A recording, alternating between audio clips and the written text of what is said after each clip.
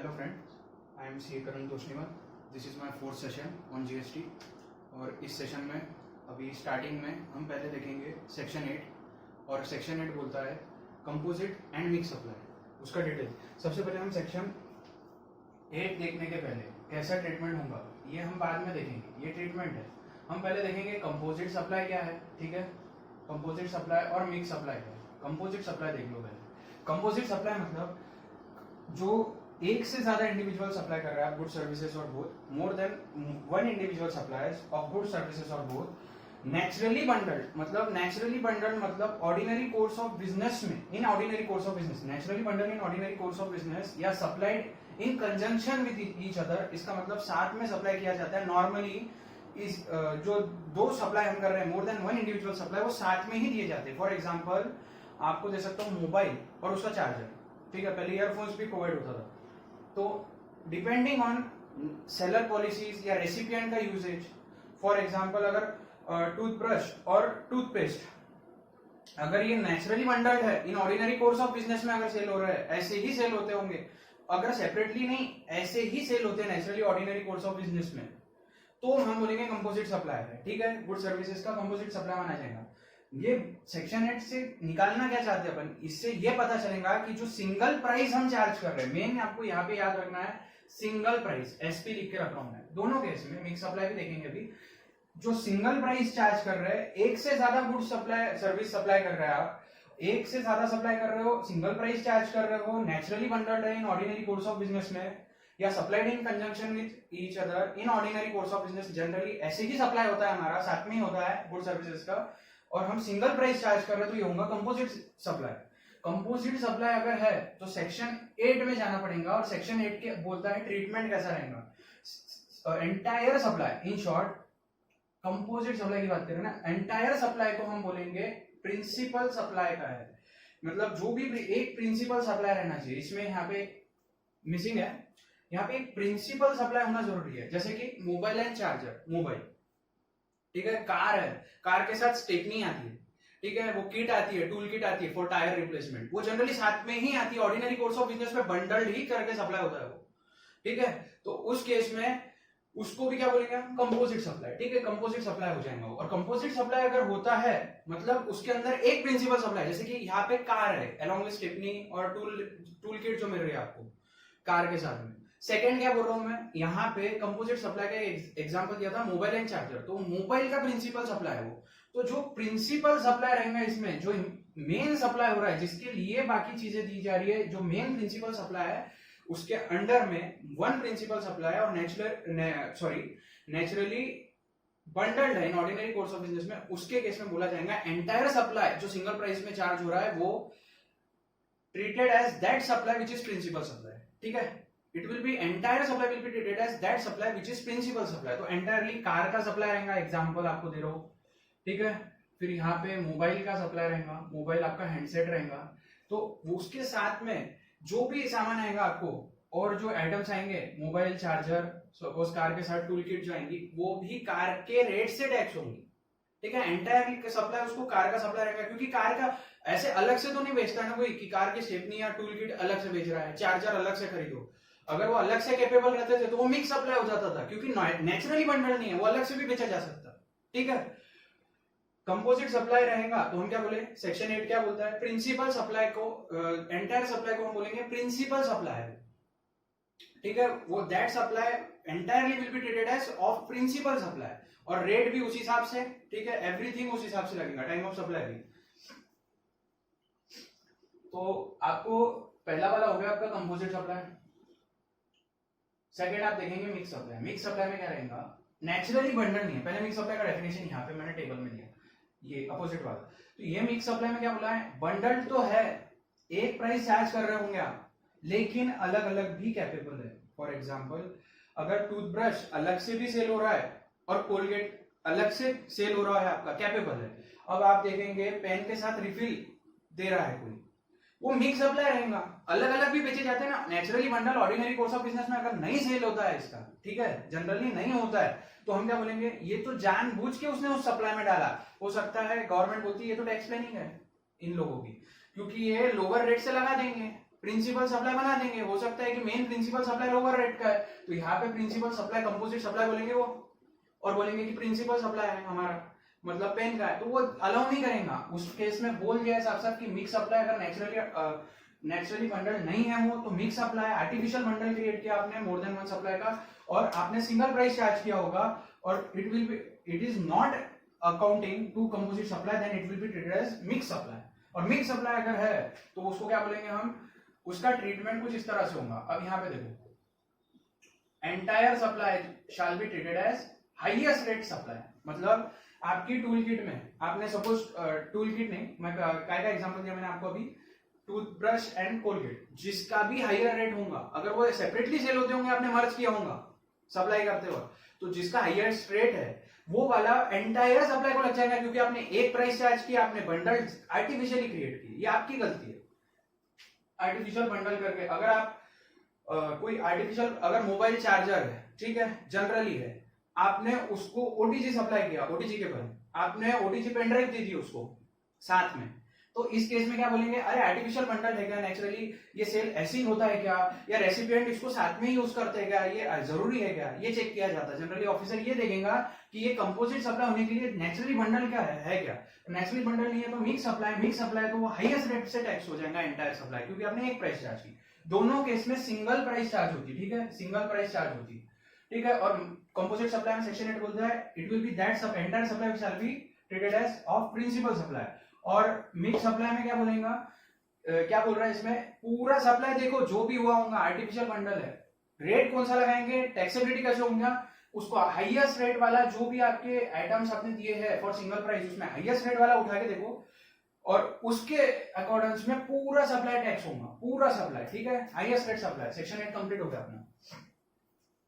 अच्छा, ये naturally bundle को कौन चेक करेगा और कैसे पता करेंगे कि नेचुरली बंडल है या नेचुरली बंडल नहीं है, तो ये आपका रेसिपिएंट साथ में यूज करते हैं क्या, इसका एडवर्टाइजमेंट साथ में ही होता है क्या, जनरली इसका यूजेज जो है रेसिपिएंट को साथ में होता है क्या, तो ये चेक किया जाता है टर्म्स कि हाँ नेचुरली बंडल, अगर ये सेल करते वक्त ही सब सप्लायर एक साथ ही बंडल करके दे रहे हैं, जैसे मोबाइल चार्जर साथ में बंडल करके दे रहे हैं, composite supply, entire supply shall be treated as supply of mobile, और उस पे उस रेट से अकॉर्डेंस काम होगा। लेकिन अगर आपने मोबाइल चार्जर के साथ में सपोज आपने बंडल करके कुछ और भी दे दिए, ये हेडफोन्स दे दिया आपने, हेडफोन्स बोल रहा हूं मैं, ओटीजी केबल बोल रहा हूं, साथ में आपने पावर बैंक सप्लाई कर दिए, तो उस केस में क्या होगा, ये मिक्स सप्लाई। और मिक्स सप्लाई तो हम क्या बोलेंगे, जिसका हाईएस्ट रेट ऑफ सप्लाई आपने सिंगल प्राइस चार्ज की, हाईएस्ट रेट पूरे प्राइस को लगाओ, ठीक है। यहाँ पे क्लियर है, section 8 composite and mix supply ये हमारा कंप्लीट होता है। अब हम कंपोजिशन स्कीम पे बढ़ेंगे, कंपोजिशन स्कीम। अच्छा, अमेंडमेंट्स मैंने जो है वो 31 अक्टूबर 2019 तक पूरा कंप्लीट किया है डिस्कशन में, जितनी भी अमेंडमेंट्स हो रही है डिस्कस, यानी जुलाई एग्जाम वाले स्टूडेंट्स को यूजफुल रहेगा। चलो, तो अभी हम देखेंगे सबसे मेन डेफिनेशन देखेंगे, कुछ डेफिनेशंस है, जैसे कि exempt supply, nil versus zero rated supply, non taxable supply क्या है, टैक्सेबल सप्लाई क्या है, कंपोजिशन स्कीम देखेंगे, और aggregate turnover and turnover in state. अच्छा, टर्नओवर इन स्टेट, यहाँ पे अग्रीगेट टर्नओवर की मैंने डेफिनेशन डिफाइन की है, ठीक है, और यहाँ पे टर्नओवर इन स्टेट की डेफिनेशन डिफाइंड नहीं है। मैं यहाँ पे एक ही पॉइंट में पूरा टर्नओवर इन स्टेट को कवर कर लूंगा, क्योंकि सेम लाइन पे चलती है, सिर्फ स्टेट वाइज देखना है इसमें, ठीक है। अब इसका है section turnover in aggregate turnover का है सेक्शन 26, ठीक है, यहाँ पे लिखा है मैंने, और इसका सेक्शन है सेक्शन 2112, हाँ कंफर्म है 2112। उसके बाद में यहाँ पे इसमें भी 4 पॉइंट्स आएंगे, इसमें भी same, excluding GST and GST compensation से। अग्रीगेट टर्नओवर मतलब क्या है, ठीक है, अग्रीगेट टर्नओवर क्यों देखते हो, क्योंकि एंटायरली टैक्सेबल पर्सन का हर ब्रांचेस, एस्टेब्लिशमेंट, सब चीज कवर होंगे। अग्रीगेट टर्नओवर जब बोलूंगा, टर्नओवर इन स्टेट अभी दिमाग से निकाल दो, अग्रीगेट टर्नओवर समझा रहा। अग्रीगेट टर्नओवर मतलब ऑल टैक्सेबल सप्लाईज, ठीक है, एक्सेप्ट रिवर्स चार्ज मैकेनिज्म में जो रेसिपिएंट को पे करना पड़ रहा, मतलब मेरे पूरे टैक्सेबल सप्लाईज, मैं टैक्सेबल पर्सन, अगर मेरा अग्रीगेट पर टर्नओवर देखना है तो all taxable supplies made by me, ठीक है, एक्सेप्ट जो मेरे रिवर्स चार्ज मैकेनिज्म में मैंने टैक्स भर दिया है उस पे, वो मेरा सप्लाई नहीं, सामने वाले का सप्लाई है, वो अग्रीगेट टर्नओवर वो खुद इंक्लूड करेगा, डबल टैक्सेशन नहीं करना है हमारे को, उसको डबल काउंटिंग नहीं करना। All taxable supplies except reverse charge mechanism में जो हमने भर दिया है, वो एक्सेप्ट बोला है, मतलब एक्सक्लूड करना है आपको रिवर्स चार्ज वाले। अच्छा, रिवर्स चार्ज बताया था सेक्शन 9(3), 9(4) सस्पेंडेड है, 9(5) इको वाला, वो रिवर्स चार्ज इको पे आ जाता है उसमें। तो ये हमने डिस्कस किया था, मेनली तो 9(3) आपको काम में आएंगे, 9(3) एंड 9(4). अभी 9(4) सस्पेंडेड है, ठीक है, यहाँ पे तो अपन डिस्कस करेंगे तब रिवर्स चार्ज मैकेनिज्म तब आ जाएगा वो पॉइंट्स। ये है all taxable supplies. Exempt supplies आएगा, ठीक है। एग्जेम्प्ट सप्लाईज में जब बता रहा हूँ आपको, एग्रीगेट टर्नओवर में सेकंड पॉइंट इंक्लूड होगा एग्जेम्प्ट सप्लाईज, मतलब आपको एग्जेम्प्ट भी नहीं छोड़ना है जब काउंटिंग करना है फॉर कंपोजिशन स्कीम। ये लिमिट जब देखेंगे एग्जेम्प्ट को भी लो। एग्जेम्प्ट सप्लाईज की डेफिनेशन इतना सिंपल नहीं है कि हमने सेक्शन 11 या सेक्शन 6 ऑफ आईजीएसटी या सेक्शन 11 ऑफ सीजीएसटी है जो एग्जेम्प्टेड है, सिर्फ वही एग्जेम्प्ट नहीं है। एग्जेम्प्ट सप्लाईज का डेफिनेशन मैं यहाँ पे बता रहा हूँ। यहाँ पे एग्जेम्प्ट सप्लाईज मतलब क्या है? एग्जेम्प्ट सप्लाईज मतलब nil rated supply, nil rate भी आएगा एग्जाम में जब एग्रीगेट टर्नओवर निकालेंगे। सेकंड, नॉन टैक्सेबल सप्लाईज जो है, और थर्ड सेक्शन 11 सीजीएसटी एक्ट या सेक्शन 6 में ऑफ आईजीएसटी एक्ट जो है, वहां पे जो एग्जेम्पशंस प्रोवाइडेड है वो एग्जेम्प्ट सप्लाईज भी है, ठीक है। 3 supply, nil rated, wholly exempt section 11 of CGST या section 6 of IGST, and third supply कौन सा आएगा last? Non taxable supply. Non taxable supply मतलब जिसपे लेवी नहीं है, जिसपे लेवी नहीं है। हमने पहले सेशन में देख लिया था कि सेक्शन 16(2) और सॉरी सेक्शन 16(2) नहीं, I am very sorry, section 9(1) के अंडर बोला था alcoholic liquor for human consumption except बोला था, बाकी सब पे लगाएंगे हम इंट्रा स्टेट सप्लाईज पर सीजीएसटी, वहां पे alcoholic liquor for human consumption. और सेक्शन 9(2) के अंडर हमने देखा था petroleum crude, motor spirit, high speed diesel, natural gas, aviation turbine fuel. तो ये सब जो चीजें ये बोला था 16(2) में, ये अभी तक जीएसटी में आया नहीं है, इस पे लेवी नहीं है, मतलब ये यहाँ पे कवर्ड है। अगर ये टर्नओवर भी हुआ होगा एग्जाम्स एग्रीगेट टर्नओवर में, वो भी आएगा, और टर्नओवर स्टेट में भी आने वाला है, ठीक है। टर्नओवर स्टेट में आएगा, लेकिन कंपोजिशन लेवी में मैं बता दूंगा आपको कि नॉन टैक्सेबल सप्लाई करने वाले लोगों को तो आने भी नहीं दिया है कंपोजिशन स्कीम में। नॉन टैक्सेबल सप्लाई जो भी लोग करेंगे, registered person if he is making non taxable supply then he is ineligible under section 10(2), under section 10(2)(b) में जाएगा शायद, तो मोस्टली 10(2)(b) है, ओके। तो यहाँ पे हमने देख लिया exempt supply, exempt nil rated supply मतलब, second wholly exempt supply, third is non taxable supply जो हमने अभी डिस्कस किया सेक्शन 9(2) और alcoholic liquor for human consumption. अब हमने एग्जाम्प्ट सप्लाई डिस्कस कर लिया, अब nil rated versus zero rate supply क्या है ये भी बता देता हूं आपको। नील रेट सप्लाई क्या है, ठीक है। यहाँ पे आईजीएसटी एक्ट जब देखेंगे तो जीरो रेटेड सप्लाई पता चलेगा। आईजीएसटी एक्ट 2017 में आपको जीरो रेटेड सप्लाई जो है वो बताया गया है, और जीरो रेटेड सप्लाई जो है वो कब होगा? वो नील रेट नहीं है, वो एग्जेम्प्ट नहीं है। जीरो रेटेड सप्लाई जो है वो कौन सा सप्लाई है? एक सेकंड,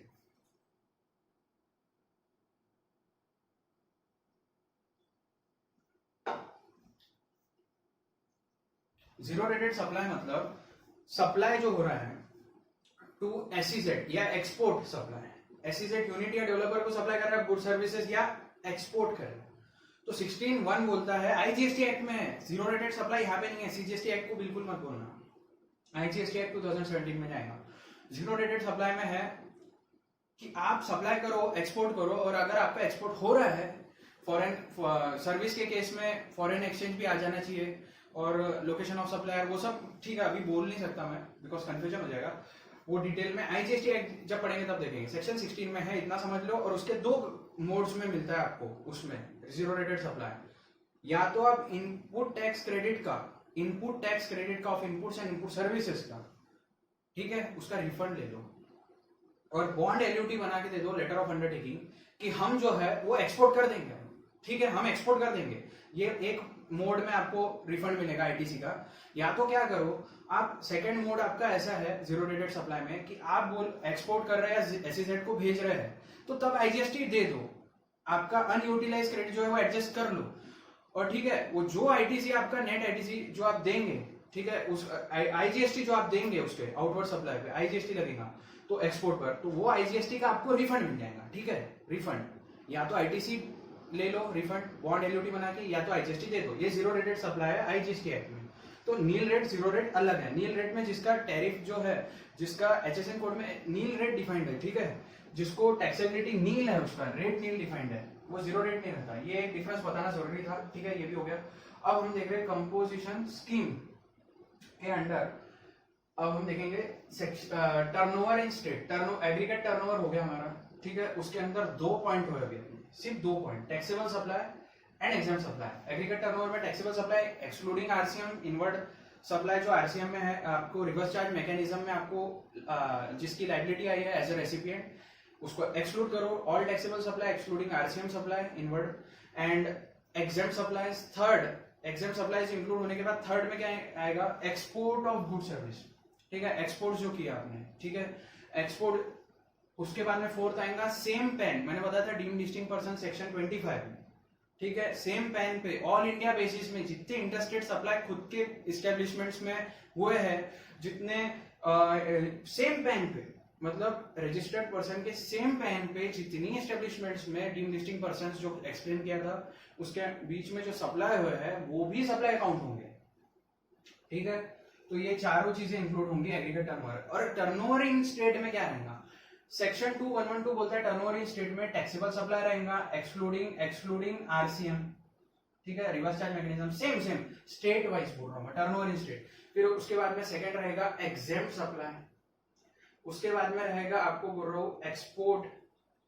एग्जेम्प्ट सेम रहेगा, एग्जेम्प्ट वही है, वो जो 3 डिफाइंड है, नील रेट, ओनली एग्जेम्प्ट है, नॉन टैक्सेबल सप्लाई, और एक्सपोर्ट ऑफ गुड सर्विसेज। उसके बाद में रहेगा यहाँ पे सिर्फ और सिर्फ फ्रॉम सेट स्टेट जितने आप डीम्ड डिस्टिंक्ट पर्सन को भेजेंगे, ठीक है, फ्रॉम सेट स्टेट, सिर्फ स्टेट वाइज देखना। टर्नओवर इन स्टेट देखेंगे तो state wise same pan hold जो कर रहे हैं अपने स्टेट से कितने दूसरे स्टेट्स में, या अपने सेम रजिस्टर्ड पर्सन जो है, सेम पैन होल्डर जो है, वो डीम्ड डिस्टिंक्ट पर्सन अब एक स्टेट वाइज काउंट करना है। एग्रीगेट टर्नओवर में ऑल इंडिया बेसिस पे काउंट करना है, मतलब सब स्टेट ने एक में को जितना दिया है, डबल काउंटिंग मत करना, एक बार ही लेना है, पर जितना भी हुआ है सेम पैन पे ऑल इंडिया बेसिस पे वो पूरा आएगा एग्रीगेट टर्नओवर में। टर्नओवर इन स्टेट जो मैंने इतना पोर्शन आपको बताया, इसमें सब स्टेट वाइज है, टैक्सेबल सप्लाई भी, एग्जेम्प्ट सप्लाई भी, एक्सपोर्ट ऑफ गुड सर्विसेज भी, और डीम्ड डिस्टिंक्ट पर्सन के भी सप्लाई फ्रॉम सेट स्टेट। अगर मैं महाराष्ट्र का देखूंगा टर्नओवर इन स्टेट, तो महाराष्ट्र से कितने मेरे डीम्ड डिस्टिंक्ट पर्सन को गए उतना ही टर्नओवर इन स्टेट। ये क्यों काम में आता दोनों, अभी हम देखेंगे सेक्शन 10 उसमें मैं बताऊंगा आपको एग्रीगेट टर्नओवर का यूज क्या है और टर्नओवर इन स्टेट का क्या है। सेक्शन 10 की बात करते हैं, 10(1) की बात करता हूं मैं, 10, ठीक है, मैं खुद ही आपको ठीक बता देता हूं। 10(1) क्या बोलता है, देख लो एक बार। नॉट विस्टैंडिंग एनीथिंग, ठीक है, कुछ भी आपको बाकी सब दिमाग से निकाल दो, एक्ट में सबसे मेन प्रोविजन अभी ये है, subject to 9394 reverse charge mechanism, तो सब्जेक्ट टू आरसीएम, ठीक है। अगर टैक्सेबल पर्सन जो रजिस्टर्ड पर्सन है, अगर उसका प्रीसीडिंग फाइनेंशियल ईयर में मैं यहाँ ये इतना पोर्शन जो है ना यहाँ से चालू कर रहा हूँ, अभी कंफ्यूज मत हो जाना, ये डेफिनेशन हो गया अपना, ठीक है, यहाँ पे मैं एंड कर रहा हूँ। तो प्रीसीडिंग फाइनेंशियल ईयर में अगर आपका एग्रीगेट टर्नओवर, इसकी बात कर रहा हूँ, टर्नओवर इन स्टेट मत देखो, एग्रीगेट टर्नओवर देखो, ऑल इंडिया बेसिस वाला। एग्रीगेट टर्नओवर आपका अप टू 1.5 करोड़ है, 1.5 करोड़ है। प्रीसीडिंग फाइनेंशियल में 1.5 सीआर है अगर रजिस्टर्ड पर्सन का aggregate turnover, not turnover in state, aggregate turnover. Then current financial year में, ठीक है, करंट फाइनेंशियल ईयर में सेक्शन 10(3) में, करंट फाइनेंशियल ईयर में आपको 1.5 सीआर तक, यहाँ ऑब्लिक 75 लाख लिख रहा हूं मैं।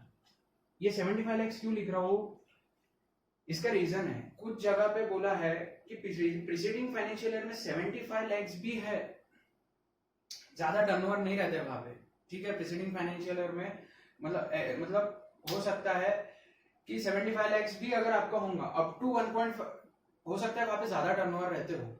I don't know the logic यहाँ पे क्यों लाया 75 लाख, पर ये स्पेशल कैटेगरी स्टेट्स ने अग्री किया, और स्पेशल कैटेगरी स्टेट्स क्या रहेंगे, M3 मणिपुर, मेघालय, मिजोरम, आपको शॉर्ट फॉर्म में लिख के दिया मैंने यहाँ पे, M3, NST नागालैंड, सिक्किम, त्रिपुरा, और अप्पू मतलब APU मतलब अरुणाचल प्रदेश एंड उत्तराखंड। तो ये जो स्पेशल कैटेगरी स्टेट्स है, ठीक है, ये भी है और ये भी है, ठीक है। आसाम, हिमाचल प्रदेश, जम्मू कश्मीर। आसाम, हिमाचल प्रदेश, जम्मू कश्मीर ने अग्री नहीं किया है 75 लाख का, उनका भी 1.5 सीआर ही चेक करेंगे आप, ठीक है। और अदर स्टेट का तो 1.5 करोड़ ही है, ठीक है, 1.5 सीआर। और बाकी जो स्टेट्स बोला मैंने उसमें मणिपुर, मेघालय, मिजोरम, नागालैंड, सिक्किम, त्रिपुरा, अरुणाचल प्रदेश, उत्तराखंड में उस जगह पे आपको देखना है 75 लाख अगर प्रीसीडिंग फाइनेंशियल ईयर में है अग्रीगेट टर्नओवर, तो करंट फाइनेंशियल ईयर में 1.5 सीआर तक उसको कंपोजिशन स्कीम मिलेंगी। कंपोजिशन स्कीम मतलब क्या है, एक तो आपको 0.5% सीजीएसटी, ठीक है, एंड प्लस 0.5% एसजीएसटी एक्ट में, ठीक है, मतलब 1% से भरेगा वो एसजीएसटी। ये सी लिख रहा हूँ, सीजीएसटी एसजीएसटी, ठीक है। किसको मिल रहा है, ये मैन्युफैक्चरर, ठीक है। और सेकंड बोल रहा हूं मैं आपको 2.5% catering service, catering restaurant service वालों को, मतलब कौन, अभी पढ़ाया था लास्ट सेशन, इसके पहले का सेशन जो था सेशन 3 में, शेड्यूल 2 में पैरा 6 में क्लॉज बी था, रेस्टोरेंट कैटरिंग जो है उसको सर्विस ट्रीट करेंगे, वो सर्विस प्रोवाइडर को 2.5% का कंपोजिशन स्कीम में वो भर सकते हैं, ठीक है। अब ये जो दो है इसको आपको क्या देखना है, ये current up to 1.5 crore section 10(3) के साथ में पढ़ रहा हूं मैं, 10(1) + 10(3) up to current financial year के 1.5 सीआर अग्रीगेट टर्नओवर तक भर सकते हैं। अब जो मैं बताऊंगा उसका एनालिसिस आप नहीं करोगे अगर ये पढ़ते नहीं थे साथ में, तो यहाँ पे 0.5% यानी 1% टोटल में 0.5% सीजीएसटी या 2.5% प्लस 2.5% एसजीएसटी लिख देता हूँ मैं, सी और एस मतलब सीजीएसटी एसजीएसटी, ठीक है, सीजीएसटी एसजीएसटी, सीजीएसटी एसजीएसटी, ठीक है। ये टर्नओवर इन स्टेट का भरेंगे। अब टर्नओवर इन स्टेट में क्या आता है, अभी बताया मैंने सेक्शन 2(112) में बताया था, ठीक है, सेक्शन 2(112), और ये 2(112) मैंने यहाँ शॉर्ट में लिखा दिया था, उसमें आपको अग्रीगेट टर्नओवर के बाजू में मैंने बताया स्टेट वाइज सोचना चालू कर दो, और उसमें पर्टिकुलर स्टेट वाइज आप देखेंगे टर्नओवर इन स्टेट का 0.5% सीजीएसटी, 0.5% एसजीएसटी यानी total 1% total GST, and 2.5% CGST SGST catering services में, तो मैन्युफैक्चरर कैटरिंग सर्विसेज का हो गया डिस्कस, इसमें टर्नओवर इन स्टेट पे भरना है, मतलब एग्जेम्प्ट भी आ गया, मतलब एक्सपोर्ट भी आ गया, टैक्सेबल सप्लाई भी आ गया, ऑल टैक्सेबल सप्लाई, ठीक है। टर्नओवर इन स्टेट का बोल रहा हूं state wise, and from set state जो भी डीम्ड लिस्टिंग पर्सन के सप्लाई जो रहेंगे सेम पैन के, ठीक है, सेट स्टेट के, तो वो भी आ गए। तो यहाँ पे तो ठीक है टर्नओवर इन स्टेट का है। मैंने थर्ड पॉइंट इसलिए नीचे अलग से लिख रहा हूं क्योंकि यहाँ पे जो अदर सप्लायर्स है, ठीक है, वो समझ लो ट्रेडर्स ले लो, उनको बोला है आप 1% सॉरी 0.5% सीजीएसटी, 1% टोटल लिख रहा था मैं, 0.5% सीजीएसटी, 0.5% एसजीएसटी आप भर दो, पर कायदा भरेंगे आप लोग, ठीक है, आप भरेंगे हमारे को टैक्सेबल सप्लाईज का, क्योंकि ट्रेडर बहुत नाराज थे, उनको टर्नओवर इन स्टेट का भरने लगाते थे तो उनको एग्जाम का भी भरना पड़ता था, अरे उनको एग्जाम का भी भरने लगाते थे ना, अगर टर्नओवर इन स्टेट लिख देते थे यहाँ पे तो स्टेट वाइज जो भी स्टैब्लिशमेंट है, ट्रेडर्स बोल रहा हूँ, मैन्युफैक्चरर को कोई टेंशन नहीं था, उसका जो सेल होता है वो recovery ultimate burden pass on होता ही है, पर ट्रेडर का वैली क्रेडिट और वो बहुत ज्यादा दिक्कत चलती है ट्रेडर बिजनेस में। तो मैं इनकी ट्रेडर्स लोगों की बहुत नाराज थे और इनका बोलना ये था कि हम टैक्सेबल सप्लाईज पे देने को तैयार है कंपोजिशन स्कीम, अगर हमारे लिए लाना ही है तो हमारे बेनिफिट के लिए लाओ। तो गवर्नमेंट ने उनको बेनिफिट दिया और उनको बोला सिर्फ तुम टैक्सेबल सप्लाईज का 0.5% सीजीएसटी, 0.5% एसजीएसटी दो। मैन्युफैक्चरर के केस में और कैटरिंग सर्विसेज प्रोवाइडर जो है para 6 schedule 2 para 6 clause B के अंडर जो है उनको बोला है कि तुम 5% दो जीएसटी टर्नओवर इन स्टेट का टोटल, इनको बोला 1% दो मैन्युफैक्चरर को टोटल, और यहाँ पे बोला टोटल 1% जीएसटी दो तुम हमको, सीजीएसटी 0.5%, एसजीएसटी 0.5%, अदर सप्लायर्स को सिर्फ टैक्सेबल सप्लाई पे। इधर क्या बोला, टर्नओवर इन स्टेट पे। तो ये ध्यान रखो कि मैन्युफैक्चरर और कैटरिंग सर्विसेज ये जो दो है ये टर्नओवर इन स्टेट पे देंगे, और जो रेट है अपना, और जो अदर सप्लायर्स है वो क्या पे देंगे, वो अदर सप्लायर्स देने वाले हैं taxable supply in a state, ठीक है, टैक्सेबल सप्लाई इन स्टेट पे देंगे या यूनियन टेरिटरी, ठीक है, taxable supply in state, only taxable supplies. अच्छा, इसमें ये लोग सर्विस प्रोवाइड कर सकते कुछ एक्सटेंट तक, हालांकि सर्विस का अलग उन्होंने लाया है, नोटिफिकेशन 2/2019 में लाया है उन्होंने, उनको भी कंपोजिशन स्कीम दी है 50 लाख का। अभी हम सिर्फ नॉर्मल देख लेते जो सेक्शन 10 होता, अभी ये लोग सर्विस दे सकते हैं, ठीक है, ये लोग तो प्रोविजो बोलता है कि हाँ दे सकते हो आप सर्विसेज, ठीक है, आप सर्विसेज दे सकते हो, कितनी एक्सटेंड की सर्विसेज दे सकते हो आप, ठीक है, ये लोग कितनी एक्सटेंड की सर्विसेज दे सकते हैं। अच्छा ये भी सर्विस है, पैरा 6 की सर्विस नहीं बोल रहा मैं, पैरा 6 तो ऑलरेडी अलाउड है सेक्शन 10 में। Other than para 6 catering restaurant service अगर कोई है तो वो सर्विस ये लोग दे सकते क्या? हाँ दे सकते। सर्विस एक्सटेंड कितना है तो वो ये सर्विस दे सकते, यस, बट लिमिट है, और वो लिमिट क्या है वो देख लो, 10%, एक सेकेंड, 10% जो है ऑफ टर्नओवर इन स्टेट है, टर्नओवर इन स्टेट, ठीक है, ये पॉइंट ध्यान से देख लो एक बार, 10% ऑफ टर्नओवर इन स्टेट, ठीक है, इन और 5 लाख रुपीज।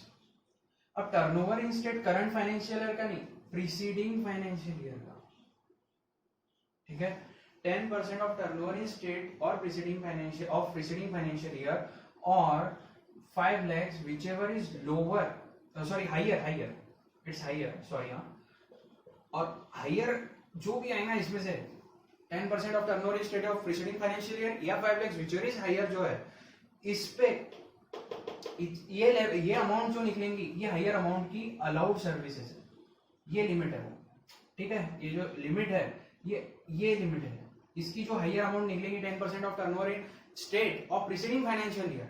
तो स्टेट वाइज हम करंट ईयर से कंपोजिशन स्कीम देंगे, ठीक है, turnover in state, taxable supply in state, तो जो भी प्रीसीडिंग फाइनेंशियल ईयर का टर्नओवर इन स्टेट है, ठीक है, उसमें टर्नओवर इन स्टेट ही लेना होगा, यहाँ पे अलग है करंट फाइनेंशियल, यहाँ पे प्रीसीडिंग फाइनेंशियल ईयर देखना है आपको सर्विसेज के लिए, अलाउड कितना है 10% of turnover in state of preceding financial year and 5 lakhs whichever is higher, जो भी हायर है वो अमाउंट की सर्विसेज आप दे सकते हो, उतने अमाउंट की सर्विस करंट फाइनेंशियल ईयर में, ओके, इससे ज्यादा की सर्विसेज आप नहीं दे सकते हो, ठीक है। अगर आपने सोचा भी कि मैं दे देता, अगर आपने वहीं से इनएलिजिबल हो जाओ, ठीक है, आपकी ये कंडीशन टूट जाएंगी, प्रोविजन टू सेक्शन 10(1) आपका वायलेट हो जाएगा, ठीक है।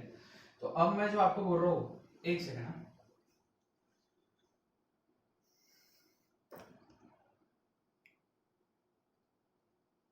अब आपको जो मैं पॉइंट बोल रहा हूं वो ये है कि यहाँ पे प्रोविजो आपका कंप्लीट है, ठीक है, कहाँ पे 75 लाख है वो भी बता दिया आपको, सिर्फ आसाम, हिमाचल प्रदेश और जम्मू कश्मीर, ठीक है, उसको स्पेशल कैटेगरी स्टेट से निकाल दो तो बाकी जगह 75 लाख, ठीक है, 75 लाख मतलब कम टर्नओवर के लोग अप टू 75 लाख है तो ही आएंगे कंपोजिशन स्कीम में, बाकी ये 3 स्पेशल कैटेगरी स्टेट है, आसाम, हिमाचल प्रदेश, जम्मू कश्मीर, इसमें भी 1.5 करोड़ की लिमिट है, नॉर्मल स्टेट्स में भी 1.5 करोड़ की लिमिट है, सिर्फ मणिपुर, मेघालय, मिजोरम और नागालैंड, सिक्किम, त्रिपुरा और उसके बाद में आपको अरुणाचल प्रदेश, उत्तराखंड, ये जो स्टेट्स बोला इसमें 75 लाख की लिमिट है। तो preceding year 75 lakh, preceding financial year aggregate turnover, और करंट फाइनेंशियल ईयर में 75 लाख तक आपको एग्रीगेट टर्नओवर तक मिलेगा।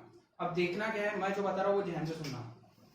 प्रीसीडिंग फाइनेंशियल ईयर में एग्रीगेट टर्नओवर 1.5 CR, 1.5 करोड़ या तो फिर 1.5 करोड़ या तो फिर 75 लाख, ठीक है, जो ये स्टेट्स बोला हूँ मैं, M3 आपको पता है, स्पेशल कैटेगरी के कुछ स्टेट्स, वहां पे 75 लाख का। तो ये प्रीसीडिंग फाइनेंशियल ईयर में एग्रीगेट टर्नओवर देखना, करंट फाइनेंशियल ईयर में भी एग्रीगेट टर्नओवर देखना, पर भरना कैसे है, स्टेट वाइज भरेंगे सब लोग अपने टर्नओवर इन स्टेट पे, भरना है टर्नओवर इन स्टेट पे, चेक करना है प्रीसीडिंग फाइनेंशियल ईयर का एग्रीगेट टर्नओवर 1.5 करोड़ का, प्रीसीडिंग फाइनेंशियल ईयर का 1.5 CR या तो 75 लाख देखेंगे, करंट फाइनेंशियल ईयर का एग्रीगेट टर्नओवर देखेंगे, प्रीसीडिंग फाइनेंशियल ईयर का एग्रीगेट टर्नओवर देखेंगे, भरेंगे कैसे turnover in state wise, turnover in state.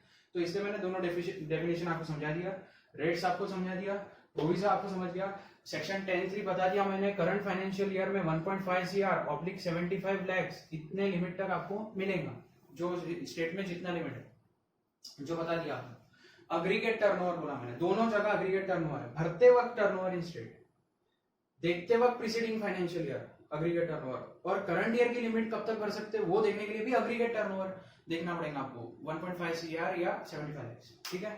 यहाँ पे आपका 10(1), 10(3) कंप्लीट हो जाता है। एक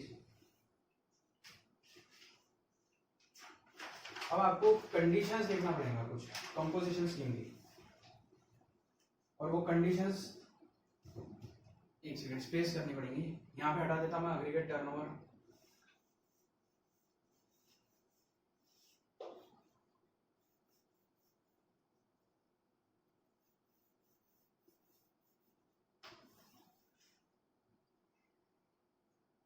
यहाँ पे एग्जाम सप्लाईज का भी कोई काम नहीं है, ठीक है।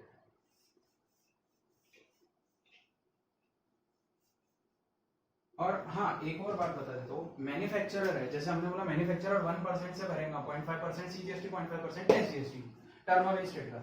तो मैन्युफैक्चरर के exempt outward supply, manufacturer oblique catering service जो हमने देखा, ये 1 और 2 की बात कर रहा हूँ मैं, इनको एग्जेम्प्ट पे 1/5% भरना है और टैक्सेबल पे भी 1/5% भरना है, ठीक है। टोटल बोल रहा हूँ जीएसटी का 0.5 मिला के 1%, ठीक है। 1/5% 1 एग्जाम पे भी भरना है, हाँ टैक्सेबल पे भी भरना है। क्यों, ये कहाँ से बोल रहा मैं कि मेरे को इतना कंफर्म कैसे पता कि कैटरिंग सर्विस मैन्युफैक्चर, क्योंकि लिखा है टर्नओवर इन स्टेट, ठीक है, टर्नओवर इन स्टेट। और टर्नओवर इन स्टेट जब मैंने बताया था तो वहां पे क्या बोला था, करंट फाइनेंशियल ईयर का टर्नओवर इन स्टेट जब आप देखेंगे तो उसमें क्या आता, टैक्सेबल सप्लाई, एग्जाम सप्लाई भी आता है भैया, एग्जाम सप्लाई भी आता है। और उसके बाद में एग्जाम सप्लाई के बाद एक्सपोर्ट भी आएगा आपका, उसके बाद में आपके स्टेट वाइज, आपके स्टेट से फ्रॉम सेट स्टेट आपने जो भी डीम लिस्टिंग पर्सन को दिए वो भी आएगा, तो ठीक है, वो सब सप्लाईज कवर होंगे और उसका आपको 1% या 5% देना है टोटलिटी में, यानी 0.5% सीजीएसटी या 2.5% सीजीएसटी मैन्युफैक्चरर और कैटरिंग सर्विसेज रिस्पेक्टिवली। ये मत सोचना कि एग्जाम पे लगेगा नहीं, जब आप कंपोजिशन स्कीम ले रहे हैं तो फिर आपके एग्जामिशन जाने वाले हैं, ठीक है। सिर्फ यहाँ बच जाएंगे आप, यहाँ पे क्यों बच रहे हैं, क्योंकि यहाँ पे टैक्सेबल सप्लाई बोला है, तब टैक्सेबल सप्लाई का ट्रेडर्स के लिए, ठीक है, वहां पे वो उनको एग्जाम सप्लाई अगर वो करते भी होंगे तो उनको टर्नओवर इन स्टेट के टैक्सेबल सप्लाई पे देना है। हाँ, उनकी एग्रीगेट लिमिट वापस से करंट ईयर में जब वो कंप्यूट करेंगे फॉर 10/3 कि हमारा क्रॉस हो गया क्या 1.5 सीआर या 75 है, उसमें ट्रेडर को भी एग्रीगेट टर्नओवर में एग्जाम लेना है, देते वक्त नहीं देना है, सिर्फ देते वक्त उसको सिर्फ और सिर्फ टैक्सेबल सप्लाईज पे देना है, only taxable supplies of turnover in state, ठीक है। यहाँ पे मैंने टैक्सेबल सप्लाई इसलिए इसको अलग से लिखा ट्रेडर्स वालों, ठीक है। तो यहाँ पे आपको ये सब कंप्लीट हो जाएगा। अब यहाँ पे हम देखेंगे, यहाँ पे हम कुछ प्रोविजंस देखेंगे, एलिजिबिलिटी कंडीशंस है कुछ, उसके बिना आपको कंपोजिशन स्कीम जो है, ठीक है, आपको कंपोजिशन स्कीम का लेवी जो है वो आप एलिजिबल नहीं होंगे उसके लिए अगर आप फॉलो नहीं करेंगे। तो 10(2) की जो कंडीशंस है मैं बता देता हूँ। सबसे पहले तो आप सर्विसेज, सप्लाई ऑफ सर्विस, ठीक है, पहले सप्लाई ऑफ सर्विस नहीं रहना चाहिए, नो सप्लाई ऑफ सर्विसेज। अगर करना है तो आप भाई हमारी एक बात सुन, ये प्रोविजो पे कर दे बस, ये प्रोविजो ने जितनी परमिसिबल लिमिट अलाउ की है, ये प्रोविजो ने जितना अमेंडमेंट लाके, हमने क्या बोला था, यहाँ पे प्रोविजो जितना बोलता है उतनी सर्विस के अलावा आप सप्लाई ऑफ सर्विस नहीं कर सकते सेक्शन 10 में। सेकंड क्या बोल रहा हूं मैं, no supply of service except लिख रहा हूं परमिसिबल लिमिट, यहाँ पे जो हमने देखा 10% of turnover in state of preceding financial year और 5 लाख व्हिच इज हायर, जो अमाउंट हायर वाला निकलेगा उतनी लिमिट तक सर्विसेज चल जाएंगे। No supply of service generally, exception है बता दिया मैंने, प्रोविजो टू सेक्शन 10(1). अब सेकंड क्या रहेगा, non taxable, no non taxable supply, non taxable supply मत करो आप। मतलब क्या, हमको कंपोजिशन स्कीम दे रहे हैं, उसमें भी आप हमको जब कंपोजिशन स्कीम में रजिस्टर्ड पर्सन आप दे रहे हो तो उसमें आप थोड़ा कम रेट से टैक्स दे रहे हो, आपका कंप्लायंस रिकॉर्ड्स कम हो रहा है, आपको रिकॉर्ड्स कम मेंटेन कर रहा है, आपको आईटीसी नहीं मिलते, पहली बात इनपुट टैक्स क्रेडिट। कंपोजिशन जो है स्कीम जो भी ऑप्ट करेंगे सेक्शन 10(4) देखेंगे हम, और 10(4) में ये बोला है कि उसको इनपुट टैक्स क्रेडिट नहीं मिलेंगे, ठीक है, स्पेशली बोला है वहां पे। तो अब हम देख रहे हैं नोट, पहला point, no supply of services except permissible limit under proviso to section 10(1), ठीक है, प्रोविजो टू 10(1).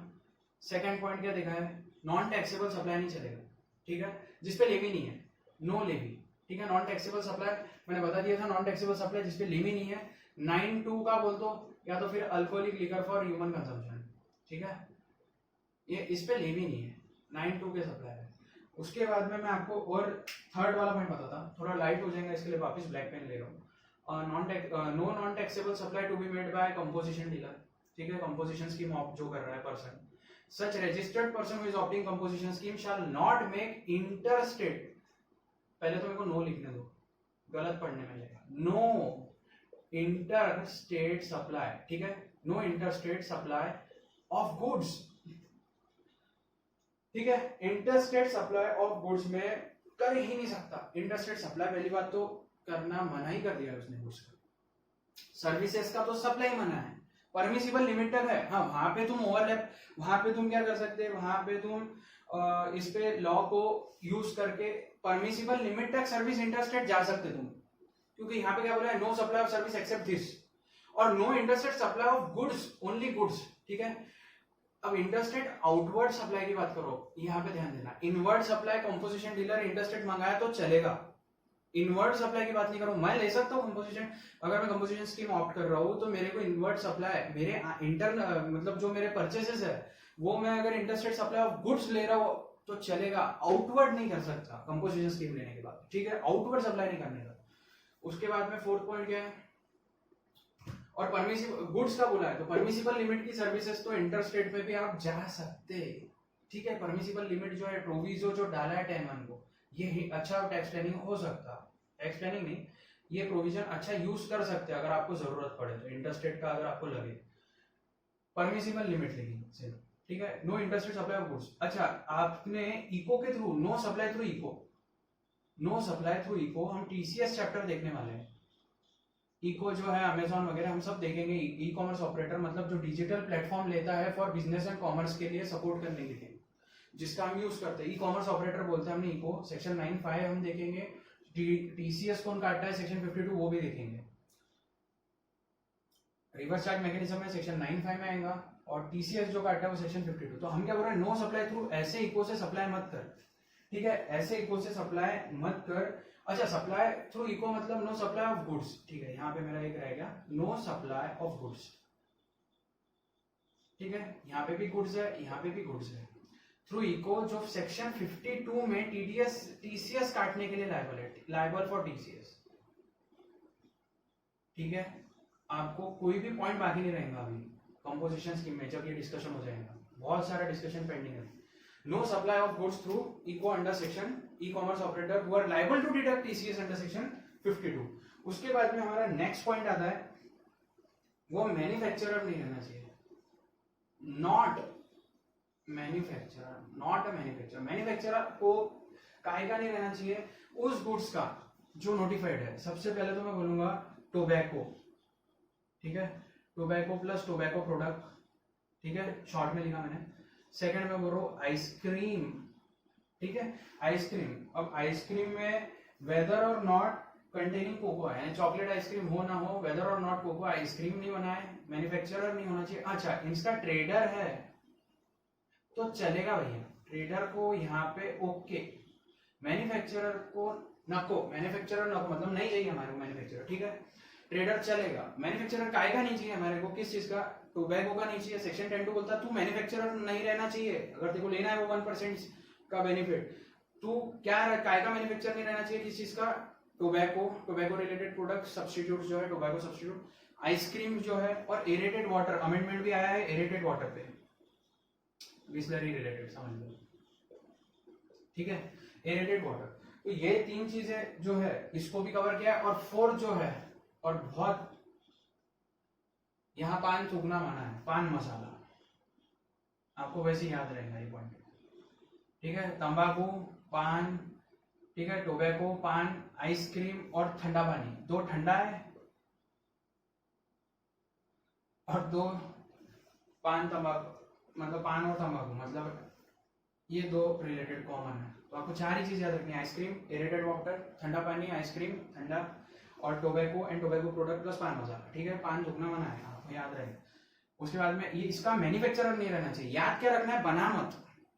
ट्रेड करता है तो चलेगा, ट्रेडर को मना नहीं है, सिर्फ मैन्युफैक्चरर को मना है। ट्रेडर वैसे भी रिकॉर्ड मेंटेन नहीं कर सकता, ठीक है, ट्रेडर मल्टीपल प्रोडक्ट सेल करता है, तो कहां से इतने रिकॉर्ड मेंटेन करेगा, क्यों उसको इतनी प्रॉब्लम देना। तो यहाँ पे ट्रेडर को अलाउ कर दिया, मैन्युफैक्चरर को नहीं दिया।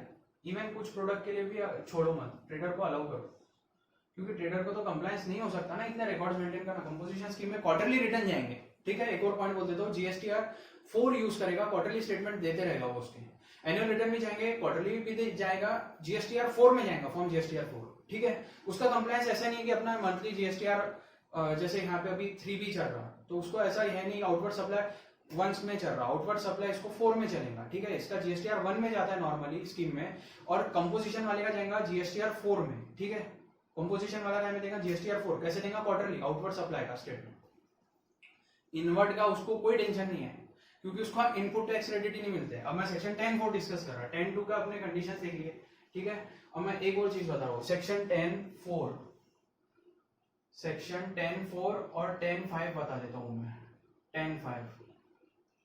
10(4) क्या बोलता है, सेक्शन 10(4) बोलता है कि आपको आईटीसी इनपुट टैक्स क्रेडिट जो है वो मिलने वाले नहीं है, आपको इनपुट टैक्स क्रेडिट मिलने वाले नहीं है। इन शॉर्ट मतलब कंपोजिशन स्कीम पहले ही तो तू 1% से दे रहा हमको, 0.5% सीजीएसटी, 0.5% एसजीएसटी, तो आपको काय को देंगे हम, क्यों दे।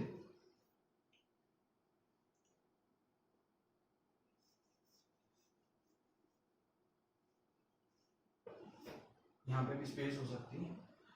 हाँ, कंपोजिशन डीलर, यहाँ पे एक पॉइंट बोल देता हूँ मैं, कंपोजिशन डीलर के कुछ रूल्स है प्रिस्क्राइब, और उसमें उसको मैं क्या बोला है कि कंपोजिशन डीलर जो है, कुछ पॉइंट्स कवर कर देता हूँ यहाँ पे, not CTP NRTP, he is not CTP NRTP. CTP NRTP हम डिस्कशन आईजीएसटी एक्ट में तो देखेंगे, अभी भी बता देता हूँ।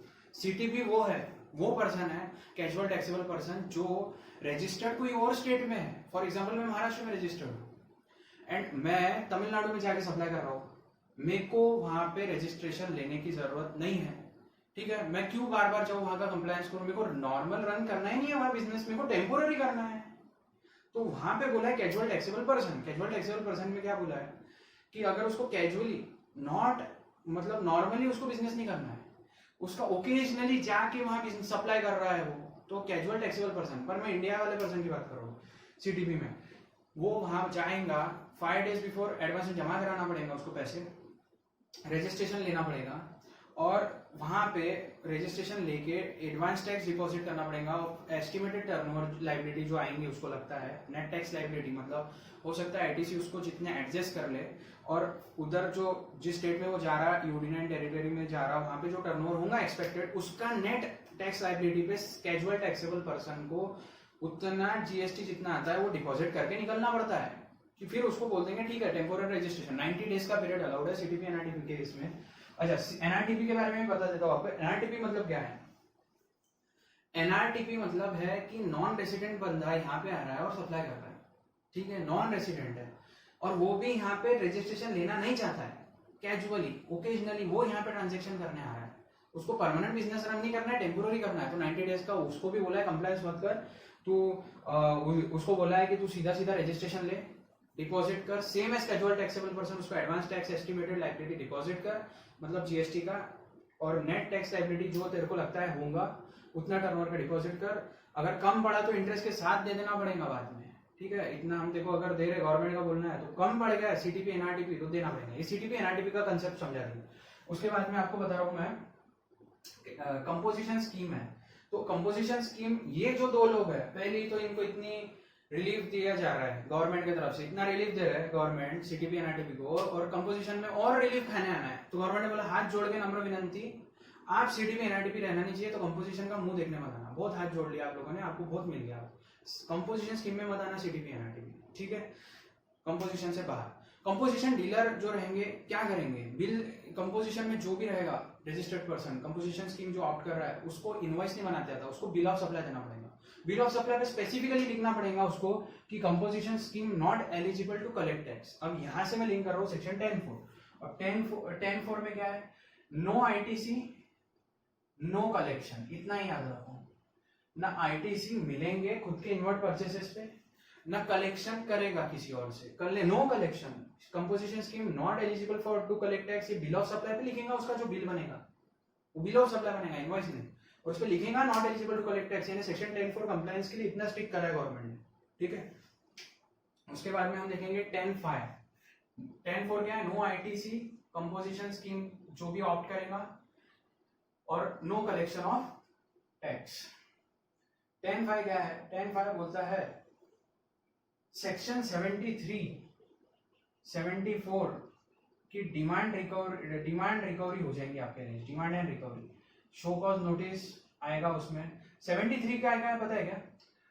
73 74 उस रिलेटेड है कि अगर आपने फ्रॉड विलफुल मिसस्टेटमेंट किया होगा, फ्रॉड विलफुल मिसस्टेटमेंट या सपरेशन ऑफ फैक्ट किया होगा, तो आप 74 में जाएंगे, आपकी डिमांड रिकवरी उस सेक्शन में होगी।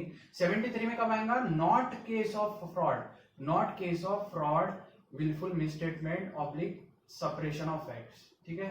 तो ये दो केसेस में रिकवरी होती है। अगर पूरा छुपाया, अगर इसने झूठा, अगर इसने फ्रॉड कर दिया, इसने झूठ बोल के गवर्नमेंट से अगर कंपोजिशन स्कीम ले लिया, तो इसकी डिमांड रिकवरी अगर पता चल गया, रीजन टू बिलीव है प्रॉपर ऑफिसर को, तो उस केस में तो प्रॉपर ऑफिसर इसको छोड़ेगा नहीं। प्रॉपर ऑफिसर को अगर लग गया तो ये चालू कर देगा रीजन टू बिलीव, R2B लिख रहा मैं यहाँ पे, रीजन टू बिलीव है उसको कि ये कंपोजिशन स्कीम जिसने ऑप्ट किया है ये हमको धोखा दे रहा है, गवर्नमेंट को चूना लगा रहा है, तो अगर ये चूना लगाएगा तो इससे हम पूरा वसूल करेंगे विद इंटरेस्ट, और इस पे पेनल्टीज भी आएंगी, और तो और इसका डिमांड रिकवरी होने वाला है। सेक्शन 73 में तब होता है डिमांड रिकवरी अगर फ्रॉड विलफुल मिसस्टेटमेंट नहीं है, सपरेशन ऑफ फैक्ट्स नहीं है, नॉर्मल गलती से हो गया, इंटेंशनली नहीं था, तो फिर 73 में होगा उसका डिमांड रिकवरी। 74 में प्रॉपर ऑफिसर को रीजन टू बिलीव है कि इसने फ्रॉड विलफुल मिसस्टेटमेंट करके ये सब किया है, तो उसको 74 में किया जाएगा, ठीक है। सेक्शन 10(5) डन, 10(1) डन हो गया, 10(2), 10(3), 10(4), 10(5) रूल्स से भी बता दिया आपको, कुछ कंपोजिशन स्कीम कैसा रहेगा वो भी बता दिया, ठीक है। अब हम देखेंगे रिवर्स चार्ज मैकेनिज्म हमारा हो गया, ठीक है। और हाँ ठीक है, एक काम की बात बता देता हूँ आपको प्रैक्टिकली। मैंने बोला था सब्जेक्ट टू RCM, ठीक है। यहाँ पे मुझे थोड़ा कलर चेंज करना पड़ेगा। रिवर्स चार्ज मैकेनिज्म बोला मैंने, ठीक है। 9(3) समझ लो आप, 9(4), 9(3), अब 9(4) तो सस्पेंडेड प्रोविजन है। RCM में तो उसको देना ही है कंपोजिशन डीलर को। वहां पे ऐसा मत बोलना कंपोजिशन डीलर अगर आप होंगे या कंपोजिशन स्कीम जो आप कर रहे हो, ये नहीं कह सकता कि मैं नॉर्मल रेट ऑफ टैक्स से नहीं करूंगा, मैं तो कंपोजिशन वाला हूं, मैं 1% या 5% से भर दूंगा, चलेगा नहीं, ये बिल्कुल नहीं चलने वाला है। आपका जो ये नाटक है गवर्नमेंट को नहीं चलेगा। गवर्नमेंट ने क्या बोला? Subject to reverse charge mechanism section 9(3) and section 9(4), मतलब कि वहां पे जो रेट डिफाइंड है रिवर्स चार्ज में आपको भरने का, उस नॉर्मल रेट से ही देना है। अगर समझ लो, मैं एग्जांपल दे रहा हूं, अगर ये सप्लायर ऑफ गुड्स है, समझ लो सप्लाई ऑफ सर्विस है, इनवर्ड में आपको अगर रिवर्स चार्ज मैकेनिज्म आ गया और सर्विस का रेट है 18%, एग्जांपल दे रहा हूं, आप कंपोजिशन स्कीम में एज अ ट्रेडर हो, ठीक है, आपने इनवर्ड में सप्लाई सर्विस ले लिया, मैन्युफैक्चरर को भी इनवर्ड सप्लाई ऑफ सर्विस तो चल ही जाएगा, मतलब आउटवर्ड सप्लाई ऑफ सर्विस का प्रॉब्लम है ना। हमने देखा इंटरस्टेट, आउटवर्ड इंटरस्टेट सप्लाई, ठीक है, इनवर्ड में तो कहीं का भी चलेगा। तो अभी इनवर्ड सप्लाई हुआ आपको रिवर्स चार्ज मैकेनिज्म आ गया, फॉर एग्जांपल गुड्स का RCM आया और आप फंस गए उसमें, ठीक है, तो उस केस में 18% है सर्विस का, सॉरी एग्जांपल ले रहा हूं, एग्जांपल सर्विस। अब सर्विस के केस में 18% नॉर्मल है और 1% है। आपको कौन से रेट से भरना है? रिवर्स चार्ज पे। यहाँ composition scheme notwithstanding composition scheme subject to reverse charge mechanism आपको 18 लगेगा, आपको 1% बिल्कुल नहीं लगेगा। ये दिमाग में भूत मत लाना, ये भूत दिमाग में लाना ही मत कि आपको 1% से देना है। मैं तो कंपोजिशन वाला हूँ, मैं 5% से दूंगा। अगर कैटरिंग सर्विसेज वाला होगा या रेस्टोरेंट सर्विसेज वाला होगा, मैं 5 से दूंगा, चलेगा नहीं। आपको जो नॉर्मल रेट है उससे भरना पड़ेगा रिवर्स चार्ज मैकेनिज्म, ठीक है।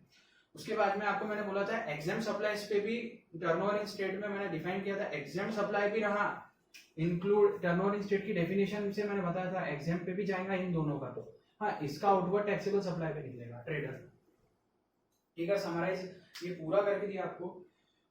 नेक्स्ट जो कंसेप्ट हम देखेंगे अभी वो है कुछ टेक्निकल, जो टेक्निकल प्रोविजंस जो है जिसमें हमारे को रूल्स दिए हैं और इसको फॉलो करना पड़ता है, ठीक है। आपको पूरा डिफाइन करके दे दिया है और रूल्स है। अब वो रूल्स क्या है वो देखेंगे हम। अब वो रूल्स क्या बोलते हैं, देखो आपको मैं स्विचिंग बताऊंगा। सबसे पहले स्विचिंग ब्लॉक क्रेडिट्स कैसा है अभी देखो। 10(4) मैंने बताया, ठीक है। 10(4) क्या बोलता है? No ITC on inward supply to composition scheme holder, opt करने वाले पर्सन को, एंड नो कलेक्शन, ठीक है। No ITC no collection. 10(4) क्या बोलता है कि कंपोजिशन स्कीम ऑप्ट जो करेगा, ऑप्टर, ऑप्ट करने वाला person, opting person, composition scheme opting person जो है वो रजिस्टर्ड पर्सन, ठीक है, उसको तो मिलेंगे नहीं। हम उससे लेंगे कंपोजिशन वाले से तो हमारे भी गए। अगर कंपोजिशन गुड सर्विसेज प्रोवाइडर जो है अगर हमने ले लिया तो हम सेक्शन 17(5) ई में जाते हैं, सेक्शन 17(5) ई में जाएंगे। ये है इनएलिजिबल क्रेडिट्स, ठीक है। सेक्शन 17(5) ई में जाएंगे हम। वहां पे क्या बोला है कि input tax credit on supplies which are received, आपने किसी कंपोजिशन स्कीम में रजिस्टर्ड पर्सन से सप्लाईज लिए गुड सर्विस के, तो आपको क्या बोला है सेक्शन 17(5) में आपको नहीं मिलेंगे। और मैं अगर आपको कंपोजिशन में दे रहा हूँ और अगर आप कंपोजिशन स्कीम में हो तो आपको आपके इनवर्ट सप्लाईज आपको सेक्शन 10(4) में नहीं मिल रहा है। तो 10(4) ब्लॉक करा कंपोजिशन वाले के लिए, और कंपोजिशन से निकल के जो तो 1-2% जो दे रहा है गवर्नमेंट को, आपको भी क्या तो मिलेंगे, तो वो आपका 17(5) में जाता है, ठीक है। सेक्शन 17(5) इनएलिजिबल क्रेडिट्स है, और ई क्लॉज में जाके देख लेना, वहां पे मिल जाएगा आपको। ये किसके लिए, कंज्यूमर के लिए, जो कंज्यूमर इससे खरीदेंगे, जो कंज्यूमर को ये सप्लाई करेंगे, ठीक है, उसको ये भी बता दिया आपको ब्लॉक क्रेडिट का। अब एक पॉइंट आता है कि बताएगा कब ये कि मेरे को कंपोजिशन स्कीम में रहना है, ठीक है, मेरे को कंपोजिशन स्कीम में रहना है, ये बताएगा कब, ये बिगिनिंग ऑफ ईयर में बताएगा, ठीक है। ये बिगिनिंग ऑफ ईयर में बता देगा आपको कि मेरे को कंपोजिशन स्कीम में रहना है, और इसके लिए एक प्रिस्क्राइब फॉर्म दिया है, ठीक है। उसको इलेक्ट्रॉनिकली एक इंटीमेशन देना पड़ेगा, ठीक है, इंटीमेशन देगा वो कि हमको कंपोजिशन स्कीम ऑप्ट करना है। रजिस्टर्ड पर्सन, अगर आप ऑलरेडी रजिस्टर्ड होंगे तो CMP-02 दे दो, ठीक है। फॉर्म CMP-02 के लिए अगर आप रजिस्टर्ड पर्सन है, इस साल आप नॉर्मल स्कीम में नहीं भरना चाहते, सेक्शन 9 की लेवी नहीं करना चाहते, कम रेट से भरना चाहते, ITC आपको चाहिए नहीं, रिकॉर्ड्स कंप्लायंस करना चाहते नहीं, आप ज्यादा मेंटेन नहीं करना चाहते, तो फॉर्म CMP-02 लो और उसको भर दो before beginning of financial year. आपको कमेंसमेंट ऑफ फाइनेंशियल ईयर के पहले देना पड़ेगा जाके, और फाइल करना पड़ेगा और बोलना पड़ेगा कंपोजिशन स्कीम में इस साल, इस financial year, upcoming financial year के लिए मैं ऑप्ट कर रहा हूँ, ठीक है। ये इफेक्टिव कब से होगा, 1 अप्रैल से इफेक्टिव हो जाएगा आपका फाइनेंशियल ईयर से, अगर आपने पहले दे दिए तो आपके बिगनिंग ऑफ फाइनेंशियल ईयर से ये स्कीम आपको दिला देगा, ठीक है। ये रजिस्टर्ड पर्सन के लिए। अगर अनरजिस्टर्ड पर्सन अगर होगा तो फॉर्म GST REG 01 में वो कंपोजिशन ऑप्ट करेगा और वहां पे उसको ऑप्ट करने मिलेगा, ठीक है। कंपोजिशन अगर इसने ऑप्ट कर लिया, ठीक है, मेरा बोलना है कंपोजिशन अगर इसने ऑप्ट कर लिया रजिस्टर्ड पर्सन ने, तो ये तो था पहले, एक सेकेंड, ये था पहले नॉर्मल स्कीम में, रजिस्टर्ड पर्सन पहले कहाँ था, नॉर्मल स्कीम में रजिस्टर्ड था अब तक। अब इसने रजिस्टर्ड पर्सन ने क्या किया, ऑप्ट कर लिया कंपोजिशन स्कीम, ठीक है, यहाँ पे, ठीक है, ये पॉइंट पे। अब ये यहाँ की जो डे प्रीसीडिंग, इमीडिएटली प्रीसीडिंग, ठीक है, ठीक है, नॉर्मल स्कीम से आप कंपोजिशन स्कीम में जा रहे हैं, और ये इस दिन, जिस दिन आप जा रहे हैं उसके just immediately day preceding to that conversion opting composition scheme के पहले का दिन, रजिस्टर्ड पर्सन के जितने इनपुट्स है, उसके इनपुट्स रॉ मटेरियल है या सेमी फिनिश गुड्स है या फिनिश गुड्स, जो सेमी फिनिश गुड्स का जो स्टॉक है, आपके स्टॉक रहेंगे रॉ मटेरियल के, ठीक है, आपका फिनिश गुड का स्टॉक है, सेमी फिनिश गुड का स्टॉक है, उसमें जितने इनपुट्स लगे हैं, ठीक है, उसका जो इनपुट टैक्स है, इनपुट टैक्स क्रेडिट आप तो लेके बैठे हो, आप रजिस्टर्ड पर्सन है, नॉर्मल स्कीम में थे, ठीक है, और अब आप जा रहे हैं कंपोजिशन लेवी में, तो ठीक है, आप जब कंपोजिशन लेवी में फॉर्म CMP-02 में जैसे ही भर के जम करोगे ना, तो आपको फॉर्म एक ITC-03 देना पड़ेगा आपको, फॉर्म ITC-03, ठीक है। अच्छा, ये फॉर्म ITC-03 देना जरूरी है क्या, हाँ, आपको देना क्यों है मैं वो बता ही रहा हूँ। फॉर्म ITC-03 इसलिए देना है आपको क्योंकि आपको इसमें रूल 44 बोलता है कि फॉर्म ITC-03 दो, और ये रूल 44 आपको सेक्शन, एक सेकंड, जगह कम पड़ रही है, ठीक है, बिल ऑफ सप्लाई यहाँ पे लिख देता हूँ।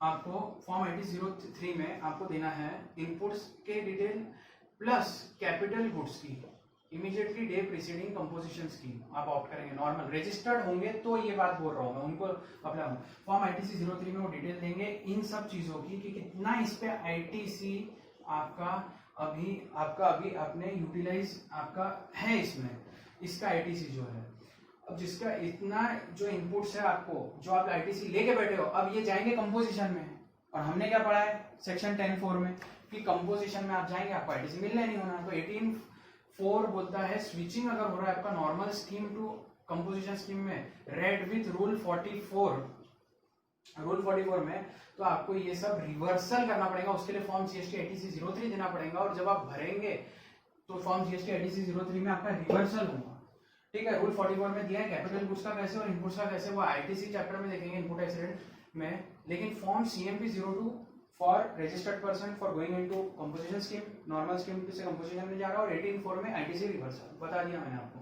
यहाँ पे जो स्टॉक में है उनकी बात कर रहा हूँ, जो यूज हो गई है कैपिटल गुड्स जो चले गए हैं, जो स्टॉक में नहीं है, या तो IT input tax rate on inputs जो सेल हो गए आपके फिनिश गुड्स उसका, या डायरेक्टली प्रोसेस्ड इनपुट्स, उसकी बात नहीं करो। इनपुट जो स्टॉक में है, इवन फिनिश गुड जो स्टॉक में उसमें जो इतना इनपुट लगा है उसका भी आईटीसी रिवर्सल करना पड़ेगा। ठीक है, इसमें कोई डिबेट नहीं करने का। ये सेक्शन 18(4) में जाके आपको मिलेगा। 18(4) में स्विचिंग दिया normal scheme to composition scheme या normal scheme to exempt supply. ठीक है, normal scheme to composition scheme, normal scheme to exempt supply. अगर सेकेंड स्विचिंग बताऊँ आपको, ठीक है, यहाँ पे तो आईटीसी रिवर्स करना है।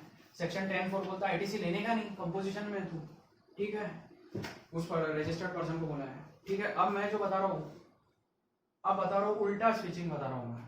अब हमारे कंपोजिशन में थे आप, और आप जा रहे हो नॉर्मल स्कीम में, सेक्शन 9 की लेवी में जा रहे हो सेक्शन 10 से इन शॉर्ट। तो यहाँ पे लगता है सेक्शन 18 पूरा इनपुट टैक्स रिलेटेड आपके दिमाग में चला जाएगा। जिस दिन वो पढ़ेंगे तो मजा आएगा। 18(1) बोलता है, उस दिन 18(1) क्या बोलेगा पता है क्या? जिस दिन आप जाएंगे वो बोलता है कि ये जो डे है ये कट ऑफ डेट बोलता हूं मैं इसको, जिस दिन आप स्विच ओवर डेट, अरे यार स्विच ओवर, आप गए इस दिन नॉर्मल स्कीम में है, तो इसके डे प्रीसीडिंग जो रहेगा, ठीक है, इमीडिएटली डे जो प्रीसीडिंग रहेगा प्लस रूल 40 कर लो, 18(1) प्लस रूल 40 लगता है। ठीक है, 18(1) प्लस रूल 40 लगता है। लेकिन अगर आप कंपोजिशन में जा रहे हो नॉर्मल से, तो आपको लगेगा 18(4) प्लस रूल 44, देख लेना कंफर्म है। तो डे प्रीसीडिंग जो रहेगा आपका, आप कंपोजिशन से नॉर्मल में जा रहे हो, आप नॉर्मल से टैक्स भरने में इंटरेस्टेड हो, तो आपको बोला गया है कि उस दिन जिस दिन आप जा रहे हो उसके पहले दिन, कन्वर्जन के पहले दिन, आपको नॉर्मल स्कीम में जितना स्टॉक आपको, सॉरी कंपोजिशन में जितना स्टॉक पड़ा था, कंपोजिशन में जब आप थे उस दिन जितने इनपुट्स थे, काय में थे input same, raw material, semi finish goods and finish goods plus capital goods. ठीक है, इसका आपको आईटीसी मिलेगा। मैं 18(2) भी डिस्कस करूंगा अभी, थोड़ा आपको अटेंशन रखना पड़ेगा। इनपुट कैपिटल गुड्स जो है इसका आईटीसी जो था ये आपको मिल जाएगा, एलिजिबल हो जाएंगे आप इसके आईटीसी। लेकिन 18(1) जब पढ़ना है तो याद रखो, 18(1) बोल आईटीसी जब लेंगे तो गवर्नमेंट तो इतने आसानी से देती नहीं। गवर्नमेंट ने कंडीशन डाला है 18(2) का, 18(1) के साथ आपको मैं 18(2) लिखा के दे रहा है। 18(2) तो उस दिन और भी इजी लगेगा जिस दिन आईटीसी डिस्कस होगा, कि 1 ईयर बिफोर, जिस दिन आप नॉर्मल स्कीम में जाओगे, इवन एग्जाम को भी लगता है 18(1)D लगता है, 18(1)C शायद कंपोजिशन स्कीम का है। तो जिस दिन आप कंपोजिशन से नॉर्मल स्कीम में जाओगे, उस दिन 18(1) आपको बोलता है कि आईटीसी मिलना चालू हो जाएंगे, रेड विद रूल 40। आईटीसी कैसे मिलेंगे? जो स्टॉक में पड़े हैं, स्टॉक में इनपुट्स और कैपिटल गुड्स। ठीक है, लेकिन 18(2) क्या बोलता है? 1 year before the cut off date, 1 year before the switch off, जब आप स्विच कर रहे हैं, स्विचिंग डेट, आप जिस दिन स्विच कर रहे हैं टू नॉर्मल स्कीम में, आपको सिर्फ 1 ईयर बिफोर तक का इनवॉइस रहना चाहिए। अगर आपका इनवॉइस 1 ईयर से पहले का है, आफ्टर एक्सपायरी कितनी है? 1 ईयर बिफोर, मतलब ये इनपुट्स कैपिटल गुड्स जो मैं बोल रहा आईटीसी मिल जाएंगे, इनपुट टैक्स क्रेडिट मिल जाएंगे, उसका तभी मिलेंगे अगर उसकी एक्सपायरी सेक्शन 18(2) में बोला है 1 ईयर बिफोर कन्वर्जन तक अगर इनवॉइस है तो मिल जाएगा inputs capital goods in stock का आईटीसी, वरना आईटीसी इनपुट टैक्स क्रेडिट नहीं मिलेंगे। 18(1) बोलता है, 18(2) बोलता है कि 18(1) में जो मिलने वाला है इनपुट टैक्स क्रेडिट, वो 18(2) में नहीं मिलेगा अगर आपका 1 ईयर बिफोर का इनवॉइस नहीं है और preceding date of conversion 1 year before का इनवॉइस है। तो यहाँ पे मैंने सब डिस्कस कर दिया। और एक लास्ट चीज आपको, एक और चीज बता देता हूँ। अच्छा, ये आईटीसी जो मिलेंगे 18(1) के, ठीक है, 18(1)C है वो, 18(1)C, ठीक है, कंफर्म लिखा था मैंने नीचे। तो 18(1)C एंड रूल 40, तो यहाँ पे उसको आईटीसी एकदम से थोड़ा मिल जाएंगे। जैसे आईटीसी रिवर्सल कराएंगे, आप कंपोजिशन स्कीम में जाएंगे तो फॉर्म आईटीसी 03 भर रहे हैं, सेक्शन 18(4) रेड विथ रूल 44 और 18(1)(c) रेड विथ रूल 40, ठीक है, रेड विथ रूल 40। आप फॉर्म ITC 01 में जाके जब नॉर्मल स्कीम में होंगे तो इनपुट टैक्स रेट ले लेना। हमने तो 10(4) में क्या देखे, कंपोजिशन वालों को इनपुट टैक्स रेट मिलते नहीं। 17(5)(c) में क्या देखे सेक्शन कि कंज्यूमर जो लेगा उसको ITC input tax rate blocked है, इनएलिजिबल क्रेडिट है, सेक्शन 17(5). तो ये सब चीजें जो है यहाँ पे मैं समराइज करता, क्लोज डाउन कर रहा हूँ। और नहीं, एक चीज बाकी है अभी भी, एक चीज अभी भी डिस्कस करना बाकी है। ठीक है, ठीक है, ये तो ठीक है, ये अभी मैं सब मिटा दे रहा हूँ। यहाँ शॉर्ट में मैं आपको लिख दूंगा, एक से। तो हम बात कर रहे थे सर्विसेज के केस में कंपोजिशन स्कीम, तो ये पॉइंट बचा है अपना। तो नोटिफिकेशन 2/2019 एक नोटिफिकेशन आया था, और 2/2019 क्या बोलता है कि कंपोजिशन स्कीम जो है सर्विसेज के लिए, उन्होंने एक कंपोजिशन स्कीम सर्विसेज के लिए लाया है। जो भी सर्विस प्रोवाइडर है, या तो फिर जो इनएलिजिबल है और जिसके लिए इनएलिजिबल है, 10(1) इनएलिजिबल है, इनएलिजिबल अंडर सेक्शन 10(1), इन लोगों के लिए, मतलब जो 10(1) में कवर नहीं हुए और जो सर्विस प्रोवाइडर है यानी सप्लायर ऑफ सर्विसेज है, तो वो उन लोगों के लिए है। उनको बोला है आप 3% CGST 3% SGST भरिए, 6% ऑफ GST आपको अप्लीकेबल कर दिया जाएगा। तो यहाँ पे रहेगा कैसा सिस्टम, ये देख लो। रजिस्टर्ड पर्सन रहेगा, उसका प्रीसीडिंग फाइनेंशियल ईयर में जो एग्रीगेट टर्नओवर रहेगा, ठीक है, वहां पे लिखा मैंने aggregate turnover up to 50 lakhs है, ठीक है, अप टू 50 lakhs। तो फिर उसको क्या बोला है, प्रीसीडिंग फाइनेंशियल में aggregate turnover up to 50 lakhs है, तो करंट फाइनेंशियल ईयर में अप टू एग्रीगेट टर्नओवर उसका अप टू 50 lakhs तक, उस पर वो CGST 3% देगा, CGST 3% देगा और SGST 3% देगा, ठीक है। ऊपर वही लिखा है मैंने, यहाँ पे थोड़ा क्लियर दिखेगा, ठीक है। इससे देगा यानी टोटल कितना देगा, 6% देगा, ठीक है, टोटल। तो ये अच्छा काय पे देगा, किस चीज पर देगा, ये एग्रीगेट टर्नओवर जब तक 50 lakhs नहीं आता तब तक देगा, ठीक है।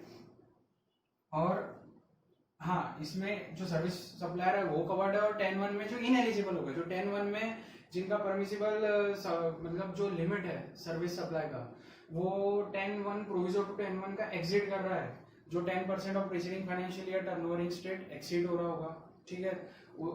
या तो फिर उसका 5 lakhs विच इज हायर, उसमें का हायर लिमिट एक्सीड हो रहा होगा, तो यहाँ आ जाना, वो बोलते हैं 2/2019 नोटिफिकेशन 2/2019, इसमें 6% से GST हमको दे दो, ठीक है। इनपुट टैक्स रेट नहीं मिलेंगे, कंडीशन सब सेम है, इंटरस्टेट सप्लाई मत करो गुड्स का।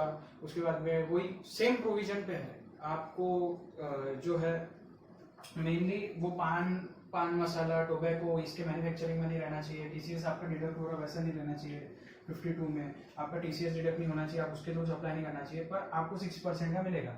लेकिन आपको 6% काय का मिलेगा, ये देख लो आप, 3% CGST, ये आपको फर्स्ट सप्लाईज पे मिलेगा, ठीक है। पहले जो सप्लाईज है पहले 50 लाख पे मिलेगा, ठीक है। फर्स्ट सप्लाईज फ्रॉम 1 अप्रैल से आपको मिलेगा till the financial year and, जहाँ पे आप इनएलिजिबल हो जाएंगे, 50 लाख आपका क्रॉस हो जाएगा। अब प्रॉब्लम यह है कि इन्होंने फर्स्ट सप्लाईज में एक चीज इंक्लूड कर दी है, अगर आप अनरजिस्टर्ड पर्सन है, ठीक है, अनरजिस्टर्ड पर्सन वगैरह होंगे आप, तो आपको तो 20 लाख 10 लाख के बेनिफिट है, ठीक है। एक सेकेंड, 1 अप्रैल है सपोज अनरजिस्टर्ड पर्सन का, और 20 लाख 10 लाख तक तो उसको समझ लो क्रॉस हो रहा है 1 अप्रैल 2020, और उसका क्रॉस हो गया समझ लो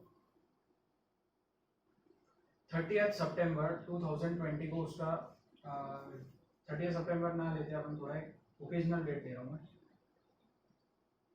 ऐसे ही लिया हो। यहाँ पे 20 लाख ऑब्लिक 10 लाख का थ्रेशोल्ड क्रॉस हुआ, ठीक है, तो यहाँ से तो रजिस्ट्रेशन के लिए लायबल है, ठीक है, जो रजिस्टर्ड पर्सन है। अब उसको ये नोटिफिकेशन 2/2019 कैसे लगाएंगे, तो वो तो बोल रहे हैं ना कि ये 20 लाख शुरुआत के जो है, ये 10 लाख जो है, जितना पोर्शन आएगा जहां से आप रजिस्ट्रेशन के लिए लायबल होंगे, 1 अप्रैल के बाद से वो पूरा 20 लाख 10 लाख इंक्लूड किया जाएगा, ठीक है। तो अब हमारे 50 लाख में बचा कितना लिमिट, अच्छा प्रीसीडिंग फाइनेंशियल ईयर में तो रजिस्टर्ड नहीं था, यानी already 50 lakh preceding financial year up to 50 lakh यानी लेस देन 50 लाख की है, अप टू 50 लाख अलाउड है, तो करंट ईयर में एलिजिबल हो गया, करंट फाइनेंशियल ईयर में एलिजिबल तो हो गया, लेकिन भरेंगे किस पे, ये 6%, ये सवाल है मेरा। फर्स्ट सप्लाईज में थ्रेशोल्ड लिमिट भी काउंट कर रहे हैं वो, यानी ऐसा नहीं है कि 20 लाख आपका थ्रेशोल्ड या 10 लाख थ्रेशोल्ड क्रॉस हो गया तो फर्स्ट सप्लाईज आपके नेक्स्ट 50 रहेगा, नेक्स्ट 50 नहीं, पहले यहां से पहले अप्रैल से आप काउंट करेंगे। और यहाँ पे समझ लो आपका 50 नेक्स्ट 30 आपका क्रॉस हो गया या 40, इन केस कुछ स्टेट्स में 10 लाख की लिमिट है सेक्शन 22 रजिस्ट्रेशन की, 30 या 40 आपका क्रॉस हो गया सपोज 30 नवंबर, तो आपको 30/40 पे आपको 6% से जीएसटी देना है, ना कि 20/10। तो आप सिर्फ इंक्लूड करेंगे 50 तक, मतलब वो 50 तक का बेनिफिट जो है आपका, वो बेनिफिट में ये थ्रेशोल्ड भी आ जाएगा। लगे तो भरने नहीं देंगे आपको, उसको बोला है ना हम आपको 20 लाख 10 लाख तक रजिस्ट्रेशन नहीं लेना है, आपको नहीं भरना है, तो सजा नहीं मिलेंगी यहाँ पे, लेकिन काउंट होगा आपकी। ऐसा नहीं रहेगा कि यहाँ पे फ्रेश 50 लेंगे हम और यहाँ पे सपोज 31 जनवरी को क्रॉस हो रहा तो हम पूरा 50 वहां पे, यहाँ पे ऐसा कुछ नहीं बोला है। यहाँ पे बोला है 1 अप्रैल से गिनो, आपका थ्रेशोल्ड है वो भी ले लो, भरो लगे तो आप 20 लाख 10 लाख के ऊपर, यानी 10 लाख के ऊपर 40 लाख पे भरो आप 6%, आपको थ्रेशोल्ड मिल जाएगा, लेकिन काउंट करते वक्त 50 लाख की लिमिट में करंट फाइनेंशियल ईयर में ये काउंट किया जाएगा। ठीक है, फर्स्ट सप्लाईज का मतलब ये है, first supplies of goods services, मतलब उसमें काउंट करेंगे थ्रेशोल्ड, लेकिन भरेंगे हम 6%, 3% सीजीएसटी, 3% एसजीएसटी भरेंगे हम सिर्फ और सिर्फ ओवर एंड अबव अमाउंट जो रहेगा थ्रेशोल्ड का अप टू 50 लाख तक है। और नेक्स्ट जो आपका सप्लाई है, नेक्स्ट सप्लाई कितना हो रहा है, से आपका हो गया 100 लाख, 1 करोड़ का सप्लाई है, नेक्स्ट सप्लाई आपको 31 मार्च, हम 31 मार्च तक ले लेगा, तो इस सप्लाई पे आप नॉर्मल स्कीम में चले जाएंगे। ठीक है, आपका 50 लाख तक ही है ये जो कंपोजिशन स्कीम है, तो यहाँ पे हमारा composition scheme of services notification 2/2019 cover हो जाता, और पूरा कंपोजिशन स्कीम का चैप्टर पूरा कवर हो जाता है in detail, in depth, considering amendments up to 31 October 19। Okay, thank you.